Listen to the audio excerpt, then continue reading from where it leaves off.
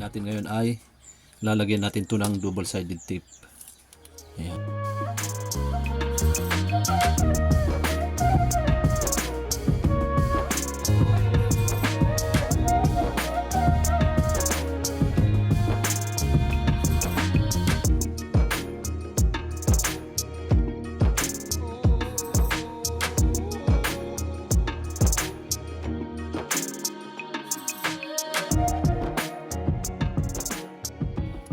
Sayang yung ano, hindi na save yung, ewan ko, na-corrupt yung una kong video nito nung nag-vlog ako.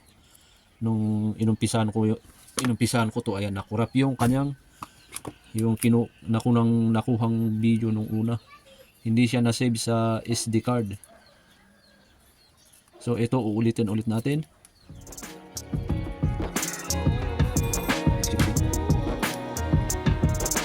Pagka nagko-customize kayo ng sapatos, kailangan talaga masipag kayo, huwag kayong mainipin. Saka kailangan saktong-sakto yung sukat nyo, kasi pagka hindi sakto yung sukat nyo, masasayang yung leather na ginamit nyo. Buti kung marami kayong leather na gagamitin. Kung kulang pa yung leather na gagamitin nyo, masasayang. Kailangan sakto lang yung kanyang tabas.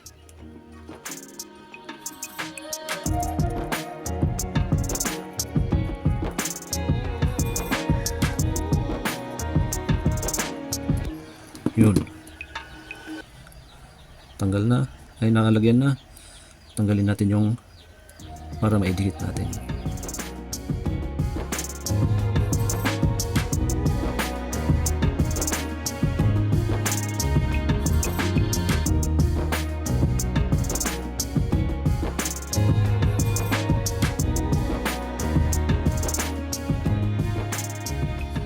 So ito na, natanggal na. Pwede nating idikit dito.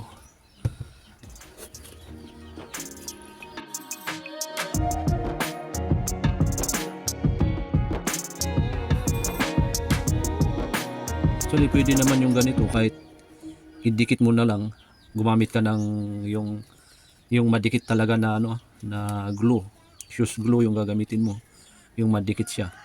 Ganyan lang siya. Kahit hindi mo na itahi, pero para mas matibay, mas maganda itahi mo, ganyan. So ang ginagawa ko dito, ayan, tinutusok ko muna yung dadaanan ng karayom. Ayan, kasi matigas siya pag ipasok eh.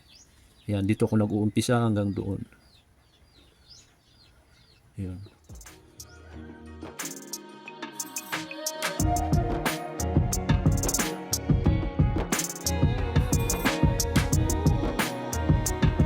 Yun o. Yung papasukan ng karayom.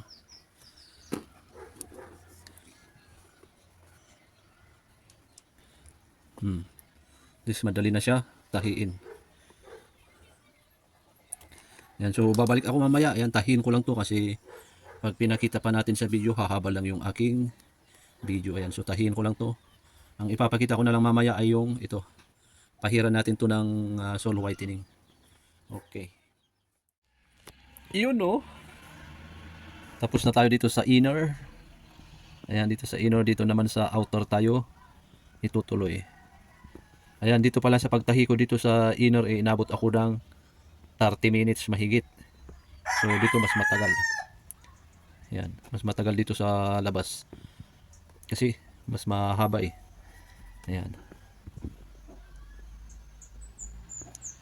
Tuloy natin. Ayan, shortcut ko lang para hindi mahaba yung video. Balik ulit ako mamaya pagkatapos kong matahi ito. Alright.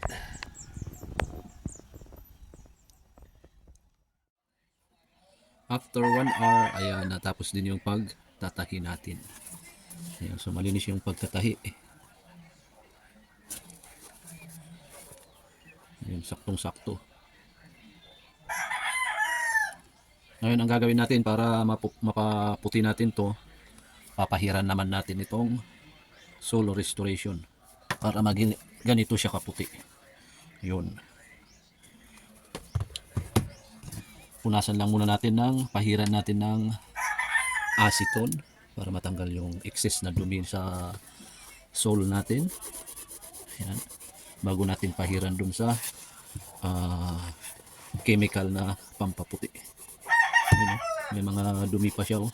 Pero kahit anong kuskus mo kasi dyan, hindi siya puputi. Yun, madilaw pa siya. O yan, oh.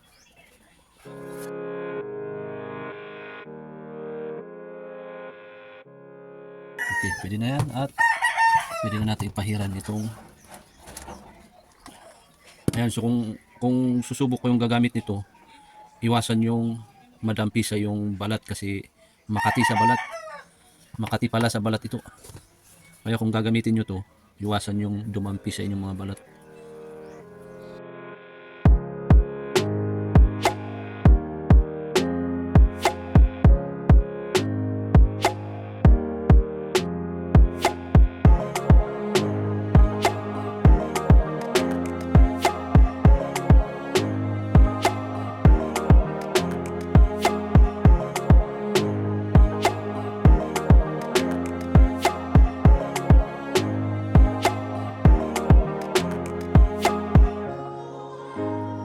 Okay, so after natin pahiran, balutin natin to ng plastic cover, cellophane.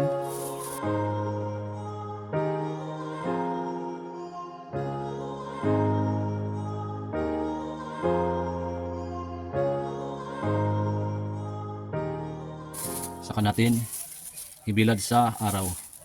Mas maganda pagka 3 oras yan. 3 oras natin ibabad sa araw. Ito sa ibabaw ng bubong.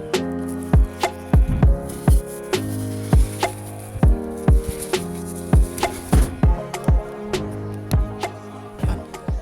Ibabad lang natin ng 3 oras bago natin balikan. Pagka kulang yung pagkaputi na, saka natin i-second coating. After mahigit 3 hours, ayan, mahigit 3 hours. Yun, oh, kitang-kita yung pagkaputi nyo. Oh. Hindi pa natin pinupunasan yan. Ayan, kunin natin. Ayun. Pumuti na siya, oh. Oh. Galing. Ayan, tanggalin natin yung balot.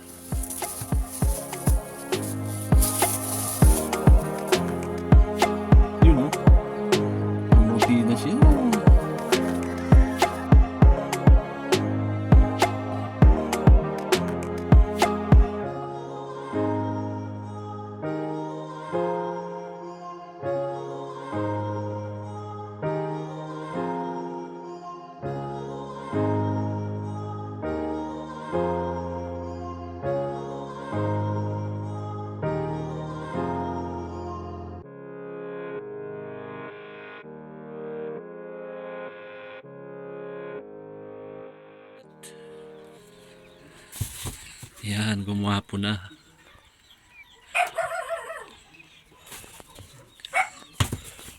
Yun, oh.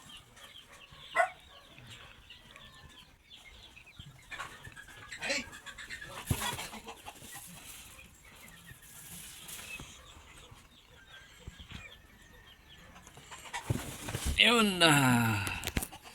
Yan, so maraming salamat sa mga nanood dyan at sana may natutunan kayo sa ating customize shoes customize. Ayan.